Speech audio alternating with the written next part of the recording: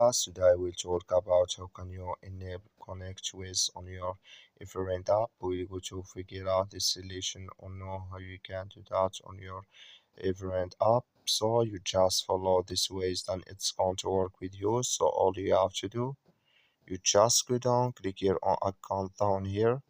When you just click here on account, it's going to take you to this list. It's going to show for you like this here. Then all you have to do now, you just click here on audio player settings, just click on it here.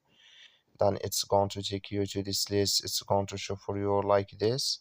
Come here to connect with. Just click here in this sign. So when you just click on it, you have to turn your Bluetooth first. When you just enable your Bluetooth, then it's going to connect with you here on your app. That's all you have to do. Thank you for watching. Don't forget to support us by liking, subscribe.